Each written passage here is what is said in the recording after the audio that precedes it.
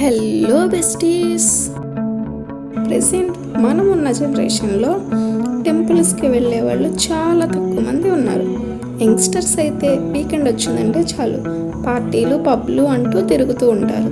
లేదా హాలిడేస్ వస్తున్నాయంటే చాలు వెకేషన్కి వెళ్ళే వాళ్ళే అందరూ. అప్పుడప్పుడు వీటన్నింటినీ పక్కన పెట్టి ఫ్యామిలీతో టైం స్పెండ్ చేసేవారు కేవలం కొంతమందే ఉన్నారు. మన ఇండియాలో 79.8% ఆఫ్ హిందువులు ఉన్నారు. కానీ అందులో 50% మాత్రమే వీక్లీ టెంపుల్స్కి వెళ్తున్నారు. 21% మంత్లీ అండ్ 27% ఇయర్లో ఫ్యూ టైమ్స్ మాత్రమే వెళ్తున్నారు. అట్లీస్ట్ ఫెస్టివల్ రోజుల్లో అయినా టెంపుల్స్కి వెళ్ళడం వల్ల మనం ఉంటున్న ఈ బిజీ లైఫ్లో నుంచి కొంచెమైనా ప్రశాంతంగా ఉంటాం. అలాగే మెంటల్లీ హెల్తీగా కూడా ఉంటాం. When you really believe in God, life gives you A positive way towards your goals. మనం ఇప్పుడు ఒక టెంపుల్ గురించి తెలుసుకుందాం. This is the best temple for one day trip. అదేనండి మన ఘంటసాలలో ఉన్న శివాలయం. దానినే మనం శ్రీ బాలత్రిపుర సుందరి సమేత జలదీశ్వరాలయం అంటాం కదా.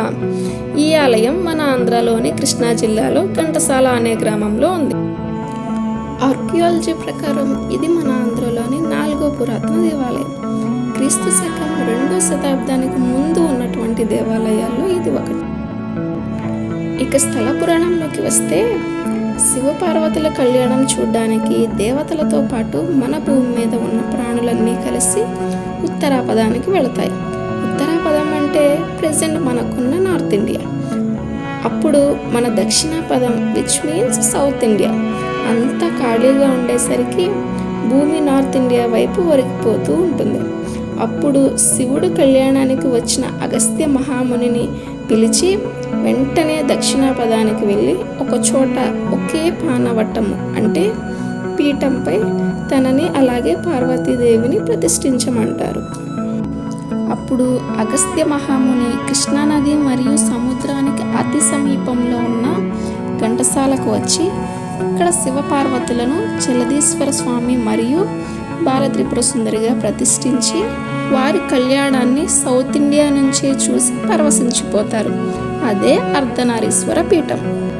మన ఘంటసాలలో మరో విశిష్టత ఏమిటంటే ఒక ప్రసిద్ధమైన బుద్ధుని స్తూపం ఉంది. దానికి దగ్గరలో ఒక 4 feet హైట్తో వైట్ కలర్లో బుద్ధుడి విగ్రహం ఉంటుంది. చూడడానికి చాలా ఆహ్లాదకరమైన ప్రదేశం. అలాగే ఒక మ్యూజియం కూడా ఉంటుంది. అందులో బుద్ధుని కాలానికి సంబంధించిన కొన్ని పిల్లర్స్, రెలిక్స్ అండ్ స్టాచ్యూస్ ఉంటాయి. ఇక ఆలయ విశేషాల్లోకి వస్తే ప్రపంచంలోనే శివపార్వతులు ఒకే పీఠంపై ఉన్న ఏకైక దేవాలయం ఇది. ఈ ఆలయంలో నందీశ్వరుడు మరింత అందంగా మరియు వాస్తవికంగా దర్శనమిస్తారు. స్కాంద పురాణం ప్రకారం ఏదైనా కారణం వలన మన దేశంలో ఉన్న 12 జ్యోతిర్లింగాలు మరియు 18 శక్తిపీఠాలు చూడలేని వారు అంటే ముసలివారు మరియు ఇతరులు ఈ ఆలయాన్ని దర్శిస్తే వాటి సమానమైన పుణ్యఫలం లభిస్తుందని పురాణాలు చెబుతున్నాయి. మరియు గర్భగుడిలో ఉన్న విమానం తంజావూరులోని బృహదీశ్వర ఆలయంతో అద్భుతమైన పోలికను కలిగి ఉంటుంది. అలాగే ఇక్కడ నవగ్రహాలు పూర్తి కుటుంబంతో దర్శనమిస్తారు. ఇక్కడి నాగేంద్రుని పుట్టకు అభిషేకం చేస్తే సంతాన ప్రాప్తి కలుగుతుందని ప్రజల నమ్మకం. ఒక్కసారి గుడిలో అడుగు పెడితే చాలు శివపార్వతులు పూర్తి కుటుంబ దర్శన భాగ్యం కలుగుతుంది. అలాగే ఈ టెంపుల్లో ఫెస్టివల్స్ మహాశివరాత్రి, కార్తీక పౌర్ణమి, మాఘమాస కళ్యాణం మరియు సుబ్రహ్మణ్య షష్ఠి చాలా అద్భుతంగా జరుగుతాయి.